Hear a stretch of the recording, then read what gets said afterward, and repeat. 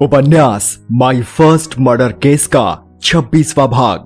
लेखक जयदेव चावरिया, आवाज शौभिक पालित।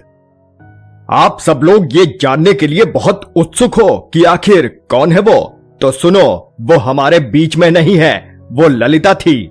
एकदम से मोहिनी फूट फूट कर रोने लगी। जयदेव बोला, अब सब कुछ साफ हो गया है, कातिल पकड़ा जा चुका है, सिसोदिया भी पुलिस की पकड़ में है, ललिता मारी जा चुकी है। मुझे अब एक डॉक्टर की जरूरत है। वैसे भी ये मेरा पहला मर्डर केस था जो मैंने हल कर दिया। मैं अब एक लंबा ब्रेक लेने वाला हूं। करीब एक सप्ताह बाद सिसोदिया को अशोक नंदा के खून के इल्जाम में उम्र कैद की सजा सुनाई गई। रॉकी को छोड़ दिया गया क्योंकि कातिल पकड़ा गया। सारे सबूत सिसोदिया के खिलाफ थे। मोहिनी ने साक्षी का रिश्ता जयदेव से कर दिया। जयदेव ने काफी आनाकानी की पर साक्षी नहीं मानी क्योंकि साक्षी जयदेव से प्यार करती थी। जयदेव ने काफी मना किया कि वो शादी नहीं कर सकता, पर सब लोगों की जिद के आगे जयदेव को झुकना पड़ा। विनय और संजना अब समझ चुके थे कि परिवार क्या होता है, इसलिए वो हंसी खुशी रहने लगे। बलवंत को बहुत दुख था क्योंकि ललिता इस दुनिया में नहीं रही। घर के सभी सदस्य आज बहुत खुश थे क्योंकि रॉकी जेल से रिहा हो गया था। रात 9 बज रहे थे। मोहिनी के घर में राजनगर के गिने चुने लोग आए हुए थे। ये राय जयदेव की थी कि रॉकी को अच्छा महसूस होगा और घर पर भी थोड़ी चहल पहल होगी। सब लोग ग्रुप बनाकर आपस में बात कर रहे थे। सारे लोग जयदेव को बधाई दे रहे थे उनके पहले मर्डर केस के लिए जो उन्होंने हल कर दिया था। कातिल जेल में था, रॉकी यहां अपनों के बीच था। रॉकी जयदेव से बोला, मैं आपका कैसे शुक्रिया अदा करूं जयदेव। आपने कहा था कि आप 7 दिन के अंदर मुझे जेल से रिहा करा लेंगे। आप अपनी बातों पर खरे उतरे, पर यह जानकर बहुत दुख हुआ कि कातिल कोई और नहीं बल्कि पापा के सबसे अच्छे दोस्त थे। जयदेव बोला, मेरी बात सुनो, जो हो गया उसे मैं वापस तो नहीं ला सकता, पर जो तुम्हारे पास है उसमें खुश रहना सीखो। तुम्हारी मम्मी एकदम टूट चुकी है, उनकी हिम्मत बनो। आप ठीक कहते हैं, मैं अब नशा बिल्कुल छोड़ दूंगा और अब अपना कारोबार मुझे भी संभालना है। चलो चलो, बात बहुत हो गई, मुझे बहुत जोर से भूख लग रही है, मैं खाना खाने जा रहा हूँ। चलो ठीक है। फिर दोनों खाना खाने लग गए। रात के 11:30 बजे सब लोग जा चुके थे। जयदेव, रुक जाओ ना थोड़ी देर और। साक्षी बड़ी मासूमियत से बोली, मुझे कोई जरूरी काम है, मैं लेट हो रहा हूँ। वैसे प्रियंका आज रात यहीं रुक रही है, तुम इतनी परेशान ना हो, कल मिलते हैं। जयदेव अपनी कार लेकर फिर चला गया। रात के लगभग 2 बज रहे थे। सारे लोग सो रहे थे। एक नकाबपोश चुपचाप एक कमरे की खिड़की से कमरे के अंदर दाखिल हुआ। कमरा अच्छा खासा बड़ा था। डबल बेड पर कोई लेटा हुआ था। शायद उसे कोई इल्म भी ना हुआ कि कमरे में कोई आया है।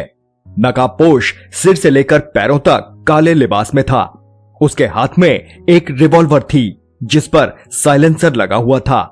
बेड पर लेटे हुए व्यक्ति पर उसने 3 फायर किए कि अचानक पूरे कमरे की लाइट ऑन हो गई।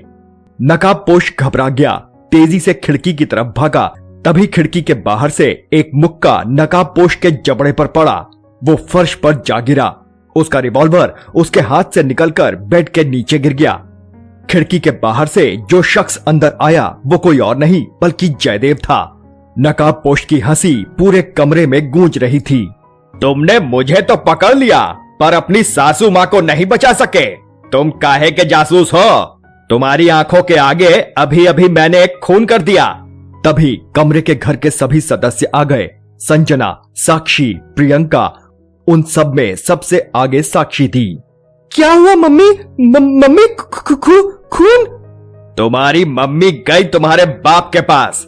मुझे पता है कि मैं यहां से अब भाग नहीं सकता, पर मुझे अब भागना भी नहीं है। मोहिनी मर चुकी है।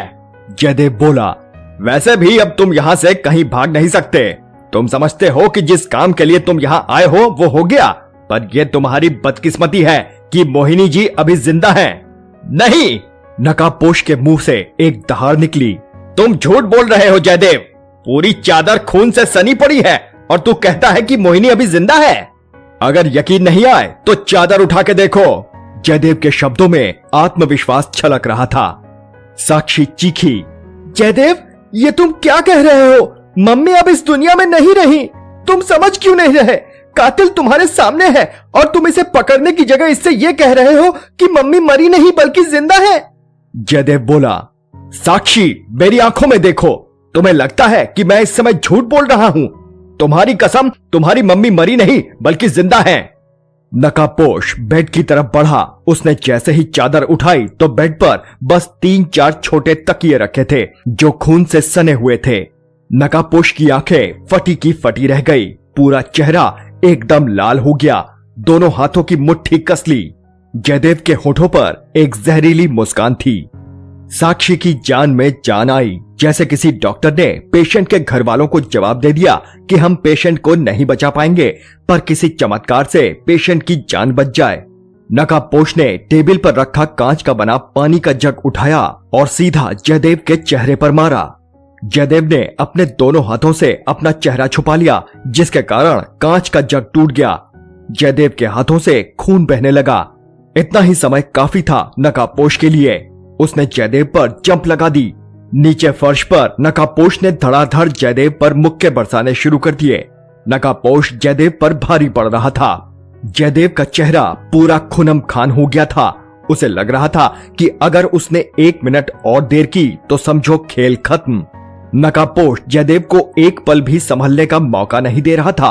आखिरकार जयदेव का हाथ बड़ी मुश्किल से अपनी घड़ी पर गया, जिसको उसने हल्का सा घुमाया, जिससे एक तेज रोशनी निकली, जिससे नकाबपोश की आंखें चौंधी आ गईं। उसकी आंखों के आगे एक पल तो मानो अंधेरा छा गया। जयदेव के लिए इतना समय काफी था। उसने अपनी दोनों लात नकाबपोश के सीने पे मारी, जिससे वो सीधे एक्वेरियम पर जा गिरा, जिससे एक्वेरियम टूट गया। सारी मछलियां नीचे फर्श पर पड़ी तड़प रही थी। नकाबपोश के शरीर के कई अंगों में कांच घुस गया था और वहां से खून बह रहा था। जयदेव के लिए इससे अच्छा मौका नहीं था। उसने नकाबपोश पर लात और घूंसे की बारिश कर दी। वातावरण में नकाबपोश की चीखें गूंज रही थी। फिर एकदम से उसकी चीखें बंद हो गई। उसका बेजान शरीर फर्श पर पड़ा था।